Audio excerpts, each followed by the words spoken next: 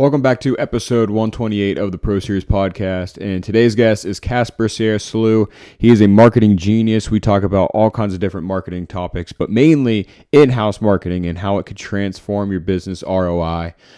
He talks about this book he's been writing. He is based in Denmark, so we talk about a little bit about the difference in marketing in the US and in Denmark and how it is very similar. He has worked with numerous big high-end companies, so he has a lot of cool stories to talk about in the marketing world. But before we go into this podcast, please like, subscribe, and review this podcast on wherever you listen to podcasts. Now I hope you enjoy episode 128 with Kasper Sierslev. Kasper, thank you so much for hopping on to the Pro Series podcast. I know it's nighttime over there in Denmark, so I really appreciate your time. No problem. It's nice to be here. Yeah, and I always start out like how we met, and we had a colleague or someone that we both know. Jenny introduced me to you, and I saw your job description, everything you've done in marketing. And I have a lot of followers that are entrepreneurs or own companies that just struggle so hard with marketing, especially in-house marketing. But those who are listening, I want to first kind of introduce yourself, give us a little bit about you, and then we'll get into marketing and in-house marketing. So the floor is yours. Give me a little synopsis of you. I'm Kasper. I live in Copenhagen, Denmark, Europe. Up north. It's cold and dark here most of the year. I've been working in advertising for like forever. I think 20 some years or something like that. And the first part of it was advertising agencies, traditional agencies. But I also had my own kind of startups. Two or three times when I had an idea of something, I had to try it out. I think maybe I have like ADHD or something like that, but I'm really good at handling it. So I'm very productive, but and jump into things sometimes. And then a couple of years back, in terms of work, I ended up at Maersk, a big container shipping transportation company. First as just creative guy in the marketing department, and then ended up building an in-house agency out of Copenhagen, Mumbai in India, and the Manila in the Philippines, and so on, and actually taking in everything from the agencies. So we started producing it, and that kind of took me down this weird path of building in-house agencies, because I was hired to a new company, something completely different, a fintech company doing trade apps and so on. And I realized that 90% of the work in terms of production flows and all the boring stuff that you have to do in order to get to the creative stuff was exactly the same. So that was, I think that was the story. I moved on to George Jensen, which is a jewelry company. I realized it was the same. The ideas, the creative stuff was different, but the production of all the marketing materials and how we should do it was the same. So I ended up being a consultant.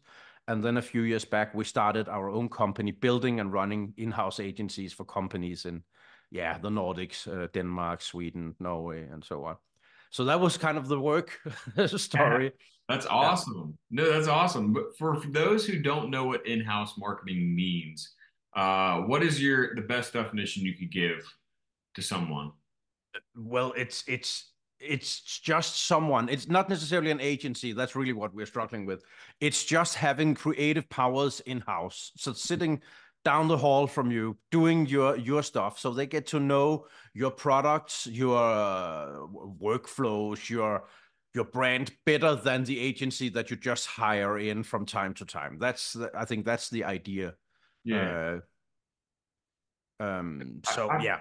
I feel like there's a lot of entrepreneurs or small companies that are starting out.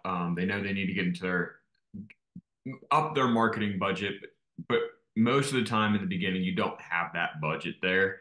And I always tell people, especially when it comes to social media, being able to have an in-house person is so much better, because that's when your brand messaging kind of gets lost if you have an outside company that just doesn't get your branding.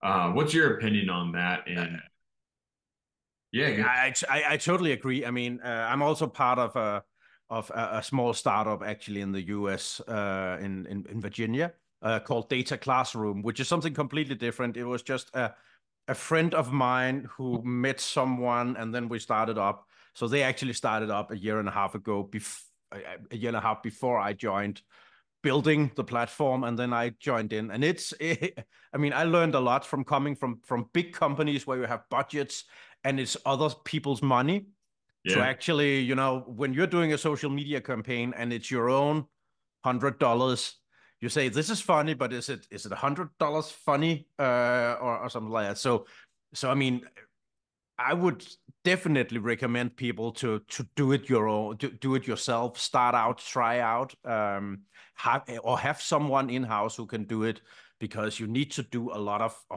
content yourself. So, but maybe, I mean, what we recommend is buying the the top ideas outside. So not necessarily doing that yourself, but getting that really creative stuff that you can not buy it from me necessarily, but from a real agency, or Yeah. from someone who's actually really creative. Make that first two or three headlines, or that idea that you can build from, or so on, and then you can do a lot of it yourself. Okay, so are you saying like maybe have an in-house creative person on your inside marketing team, but also have a agency outside to actually do the work for the marketing, like actually do the printing and all that stuff? No, I would more say, you maybe find a freelancer or find an agency who Gotcha. gets you, but kind of. I'm old, so I always teach like black ink and white paper. If you can do a great idea with a marker and people get it, it will be great when you throw it in Midjourney or AI, or you find a photographer or something like that. But it's the idea itself can be difficult to come up with. That's where you need someone who can actually do that. So I recommend finding someone who can give you those ideas, but not necessarily finish it, because that's where you charge the agencies a lot of money, normally. That you can probably do yourself. Write the next copy, or use ChatGPT or AI in some way to actually say, take this one and give me 20 more in that style, or something like that. Um, Okay, so the next question I'm going to ask, I have an answer for it, and then I'm going to let you think about it while I'm answering it. And it is, what is the most common thing you see most companies fail at when it comes to marketing? And one thing that I see here in the States, at least, when an owner started their company from bottom to 0 to 100, they're going great. They're a big company now, but they still want to be behind the scenes for the marketing. They want to be the one doing all the marketing or having the ideas and stuff. They might have a marketing team to make the campaign successful, but they want to have the ideas, but necessarily they don't have their customers' mindset and their customers' wants and need when they come to the marketing. So the marketing campaign doesn't really translate to their key demographic for their marketing. So that's one thing that I see, that just owners don't want to give up their reins of the marketing campaigns and stuff, and not letting their in-house team or their marketing team just go about it. But what is something that you see people struggle with, or they you see that you just can't stand it when you see a company go through it? Oh, so I mean, I totally agree with that one. And it's also the inside out perspective. You know a lot of thing about what you think is important, or what was difficult to do with your product or build, but it's not necessarily what, the benefit of the problem that people have. You want to show. I mean, we had an in-house agency at a company, and I talked to one of the engineers, and he said, "Yeah, so we have this new sensor, and it could go down to 3 decibels. What do you call That's one, yeah. it? Sorry." And I said, "So why is that important?" And he said, "It can go down to 3. It's really precise." And I said, "So why do people want this?"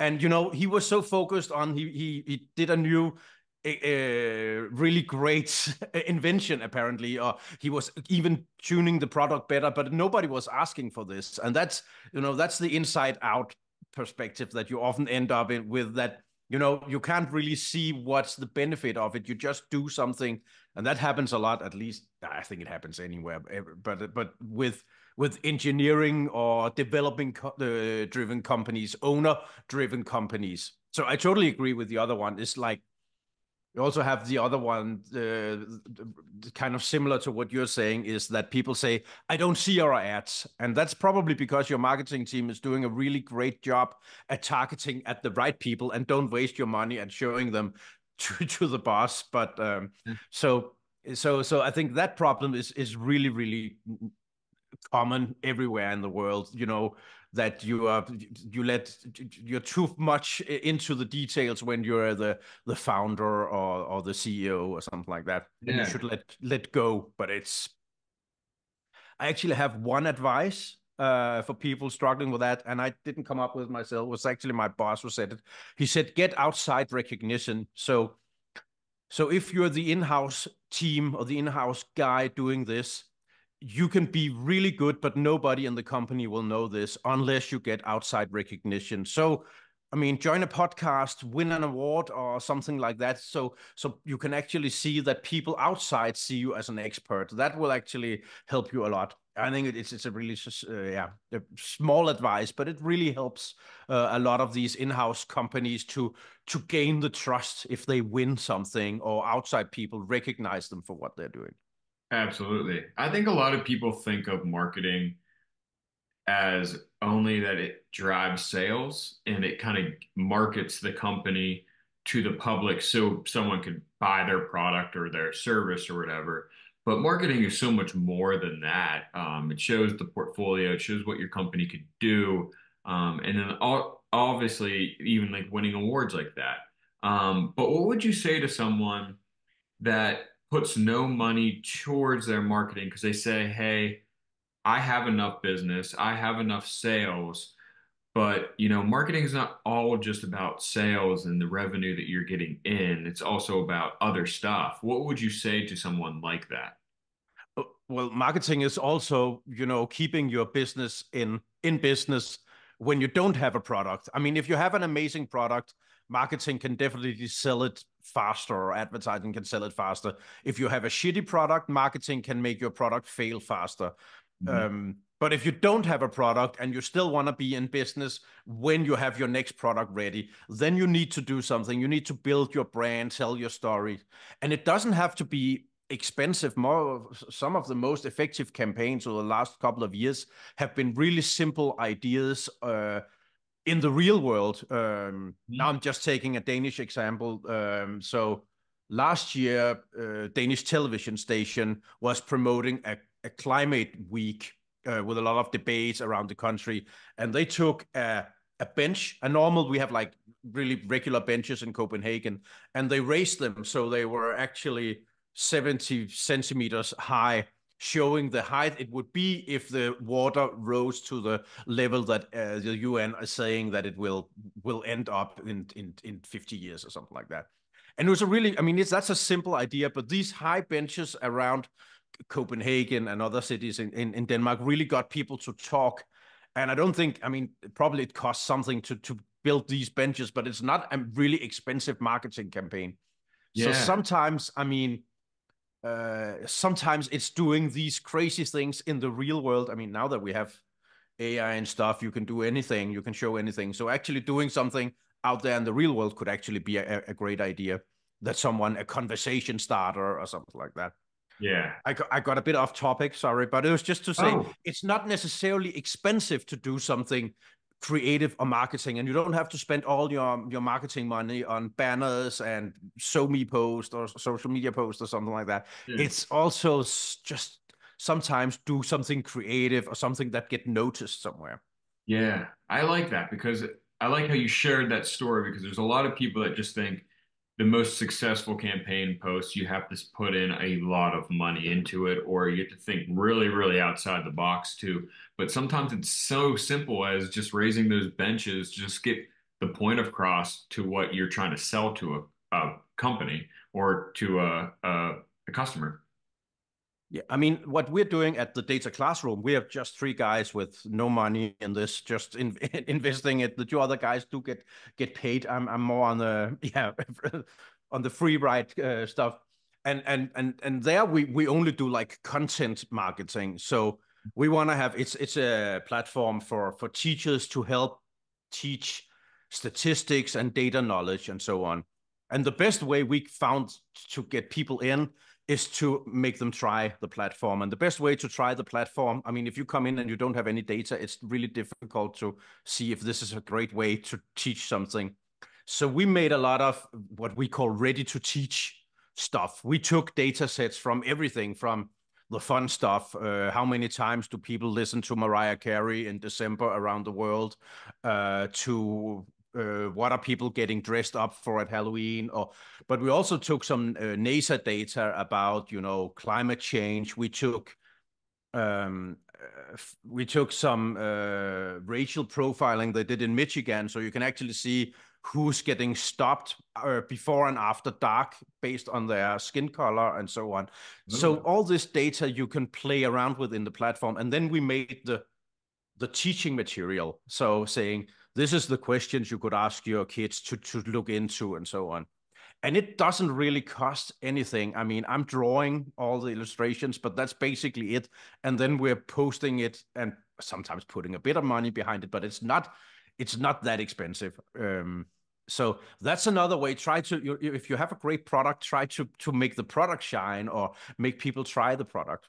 Yeah. So if you had advice for someone that's just starting out, maybe I have a lot of designers and real estate agents on my as the listeners. So if they're starting a interior design business and they don't have the budget for marketing, what is the first thing that you think they should dive into for marketing? Is it social media? Is it their website?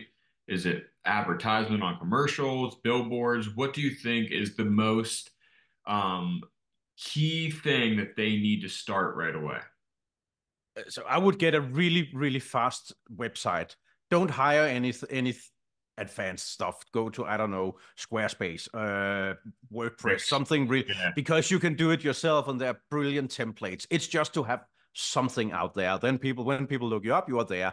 Don't overthink it. I mean, yeah, it's the most common mistake is to spend 3 months on building the most amazing website and you can't really do anything until that. Do something in a week and it's fine. Do you Then I would, yeah, sorry.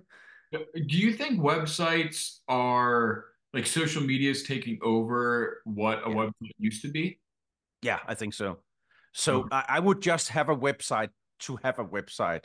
Basically, something that kind of prove I'm here, I'm a real business. gotcha. But I wouldn't spend too much time on it. And then I would, I mean, if do something that stands out, creates one idea, redecorate the same. If you're an interior designer, redecorate the same room in 5 different ways. It could be your own home or something like that.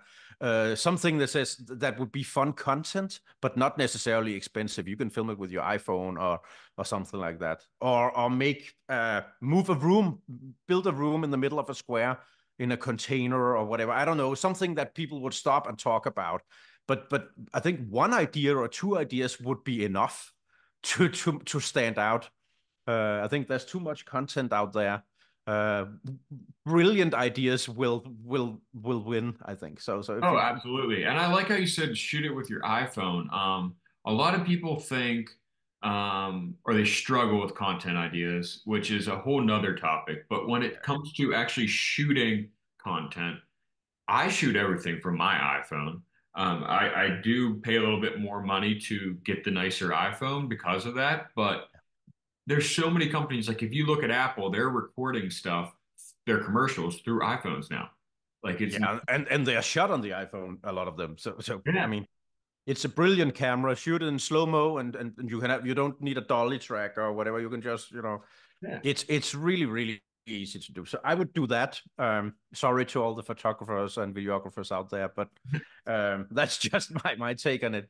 Yeah. Um, I mean, Otherwise, if you can solve something, that's really one of my I don't know what it's called. important things. It's like if you can solve something, if people have a problem that you can solve through your product or similar product, that would also be amazing. People will remember you for it. Yeah. We did at George Jensen, the jewelry company I was working for. We were looking at the website, and the web guy said, "Oh, you need to change the color on this button because people don't click buy on it." I said, "Okay, that sounds strange if it's just the color, but okay." And we went in and we looked through this hotjar, this heat map of what did people do on the website. And we could see that all the guys, they went in on the product page and they found a ring. They clicked on it. They went to the product page itself, and they spent there and they clicked buy. And then they clicked on the buy button again. And then they realized there was this small drop down on top of it, selecting ring sizes. And that was the real problem, that no one knows the ring size of their loved ones, right?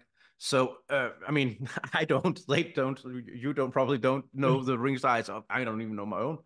So the problem wasn't the buy button, it was the size of the ring. So what we did was develop a small web app where you could steal a ring from your loved one and place it on the screen. You could see the size, and then you could buy something, and it didn't cost a lot. We spent a lot of time in measuring iPhones, different phone sizes to make sure that it was correct, but it wasn't rocket science at all. And sometimes, I mean, that solves a lot of problem for people. We posted it, I think we boosted the post, but not a lot on social media, and then we got a lot of traction by girls saying, tagging their husbands or loved ones and saying, "Hey, Christian, I think this is for you," or maybe now you don't have an excuse, and something like that. So it's kind of spread that way. And it didn't cost a lot. I think, like, I don't know. I don't know. It didn't cost a lot to build that app. That's It pretty was cool. and that kind of ideas, think outside the box. Don't just post or create big ads, or you need to be on all these platforms. Maybe just select one platform or find one solution that you can actually help people with. Yeah, I think people think too hard into it, and it's usually the most simple idea is that goes the furthest with your following and your customer base. Yeah. Yeah. And something people will remember. I mean, I don't remember 20 different posts from, I mean, that company with girls or models standing like, weird positions and so I can't remember them, even though they cost a lot to produce and we had to not buy the models, but get them, Yeah. and the Right. photographers and so on. And that one idea, I still think is one of the best we did, and it was so easy. And it's, we said, what's the real problem? What's the people problem, not the technical problem or the color problem or of that button. It's that people don't know the size of the ring for the person they're gonna buy a ring for. So how do we solve that? That's so something like that. Try to find a problem, then you are halfway there. That's something Yeah. you can solve. That's pretty cool. And then for anybody who's starting out, I mean, there's so many different services on the internet and on phone apps that you can use for marketing tools. Like I'm a big Canva user. Is there any softwares or anything out there that would help out someone that is starting out that maybe is free or has a very minimal monthly fee or yearly fee? I keep changing all these ideas from yeah. I also use Canva, but I also use, now I'm a bigger company, so we have the big Adobe Suite package, of course. But I I mean, don't know. that's I mean, I'm a big fan of the easy website things. I was at Maersk, and I'm pointing because I have like a Lego model in the background. And we spent 3 years on designing the perfect website. Talking a lot about user journeys and personas and so on. But at the same time, we had like a really simple website we built with. I don't think it's there anymore, but it was like a Adobe test program called Muse that didn't okay. cost anything, and we built websites to test out different variations, but they were live, and we could see what people did. We could see, oh, these guys, they click on the fruit section and so on. So we learned a lot about them just by testing out stuff for a smaller group. And Yeah. I think for websites, things change, new models, not something, and it's much more fun to be able to change things fast. So I would go with something really simple. Find someone. You can always find a WordPress guy or a Umbraco or whatever, Squarespace guys or Yeah. Wix, whatever, one of Right. those platforms out there. Yeah. Um, And I think all this stuff is great, for when you're starting out. You don't have that budget, but once you get to the point where you could afford it, it is definitely in your best interest to hire someone to come in for in-house marketing so they could have like the nice Adobe suite and be able to have the nice website and stuff. But in the beginning, it doesn't really matter. no, focus on the idea, and I mean, one great headline that people will notice. I mean, we had for data classroom, I think we had one that said, "Classroom of kids who love statistics. What are the odds?" For instance, or something like that, that makes people just smile, and that's just. I think for the first 2 years we had that one, only that one headline in everything we did, but it really worked great, and people are stopping and noticing and say, "Oh, those funny guys, doing that, It's not that funny, but I know, get the It's a punny joke. decent joke. It's what we call over here a dad joke. Yeah, I'm dead. So, Well, thank you so much. I want to end on where people could follow you, and where they could find you on social media. yeah. So, I mean, LinkedIn, they can Google my name. I'm the only one. There's my dad out there somewhere, but that's it. Or they can go to, if they want to read the book. So, it's called Win-Win House. So, and the webpage is called winwinhouse.com. So it's like, yeah, win-win situation house. I'm explaining the Okay. joke, sorry. It's a funny joke. I shouldn't have explained it. Apologize. That's um, awesome. and they can read the first, think 2 chapters or something for free. So if they, yeah, or Awesome. they can just reach out if they have any questions. I'm happy to talk and help. Awesome. Well, Casper, thank you again for hopping on the Pro Series podcast. Great to have you on, and let's talk again, in the future. I'd be glad to have you back on. It'll be fun. I still have some work to do on the new book about creativity and in-house, but maybe in a year or so, I'll have something we can talk about. I hope so. That would be fun. Hopefully, it's the launch of the book that we're talking about next. Yeah, it's gonna be fun. Yeah. Awesome. Well, thank you again, Casper, for so much for coming on. Thank you for having me. It was fun.